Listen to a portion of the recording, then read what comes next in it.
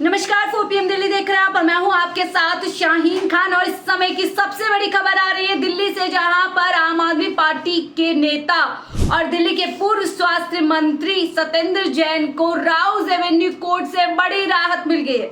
जी हां, 18 महीने के बाद सत्येंद्र जैन को पीएमएलए केस में जमानत मिल चुकी है। मनी लॉन्ड्रिंग मामले में वो पिछले 18 महीने से जेल के अंदर बंद थे और लगातार बड़ी बार यही देखा जा रहा था कि कब उनको जमानत मिलेगी, क्योंकि आम आदमी पार्टी के तमाम नेताओं को जमानत मिलने के बाद बड़ा सवाल यही उठ रहा था कि सत्येंद्र जैन कब जेल से बाहर आएंगे। और अब उसका जवाब मिल गया है। सत्येंद्र जैन को राउज एवेन्यू कोर्ट से शर्त के साथ में जमानत मिल गई है। बताया जा रहा है कि 50 लाख के निजी मुचलके पे और साथ ही इस केस से जुड़े हुए किसी भी मामले में बातचीत ना करने के लिए और विदेश यात्रा ना करने की शर्त पर उनको जमानत मिल चुकी है। इस केस में जमानत देते हुए राउज एवेन्यू कोर्ट ने मनीष सिसोदिया का जो केस था उसको भी रेफर किया, क्योंकि उनके केस में कहा गया था कि जो प्रोसेस होना चाहिए, केस का प्रोसेस होना चाहिए, वो स्पीडी होना चाहिए। अभी तक इस केस में कोई भी जो है केस आगे नहीं बढ़ रहा था, किसी भी तरीके के ट्रायल्स नहीं हो रहे थे। इसी को लेकर के राउज एवेन्यू ने भी सवाल उठाए कि आखिरकार कब तक वो जेल के अंदर बंद रहेंगे, क्योंकि केस आगे नहीं बढ़ रहा, कोई भी जांच पड़ताल किसी भी तरीके से इस मामले में नहीं हो रही थी। इसी को देखते हुए राउज एवेन्यू कोर्ट ने फैसला लिया कि पूरी तरीके से अब सत्येंद्र जैन को जमानत मिल जाएगी। जमानत रेगुलर जमानत है, यानी आमतौर पर जो जमानत दी जाती है वही जमानत इस मामले में सत्येंद्र जैन को मिली है। और ये ठीक विधानसभा चुनाव से पहले सत्येंद्र जैन को जमानत मिलना आम आदमी पार्टी के लिए बड़ी राहत है, क्योंकि पिछले कई दिनों से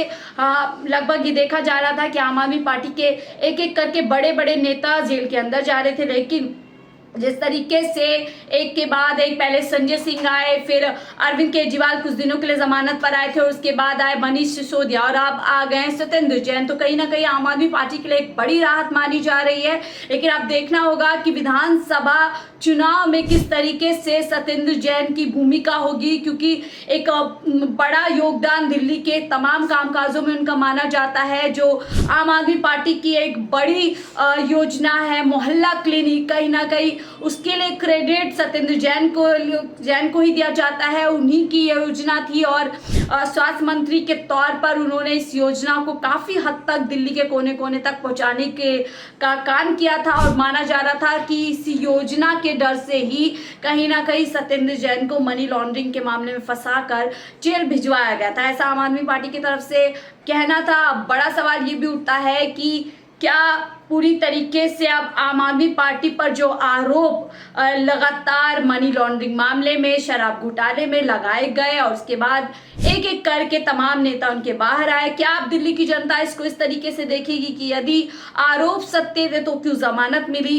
कहीं ना कहीं आम आदमी पार्टी अब इसको बताने में काफी हद तक जनता के बीच में जाएगी कि देखिए हमारे ऊपर किस तरीके से तमाम मामलों में हमारे बड़े बड़े नेताओं को फंसाया गया और यदि किसी तरीके का आरोपों में आधार होता तो जमानतें नहीं मिलती। लेकिन 18 महीने का इंतजार यहाँ पर सत्येंद्र जैन को करना पड़ा। इस बीच वो कई बार जो है कुछ समय के लिए जेल से बाहर आए थे। बीच में देखा गया था कि किस तरीके का उनका स्वास्थ्य भी बिगड़ रहा है और बीच में कई तरीके के जेल में रहते हुए उनके साथ विवाद हुए थे। देखा गया था कि किस तरीके से जेल में वो भारतीय जनता पार्टी का आरोप था कि जेल के भीतर रह करके आम आदमी पार्टी के नेता सत्येंद्र जैन जेल के अंदर भी मजे ले रहे हैं, मालिश मसाज कराते हुए। उनकी कई वीडियो जो है जारी की गई थी बीजेपी की तरफ से, यानी आम आदमी पार्टी की छवि पर पूरी तरीके से सवाल उठाते हुए ये बताने की कोशिश की थी कि आम आदमी पार्टी के नेता जेल के अंदर भी जाकर के पूरी तरीके से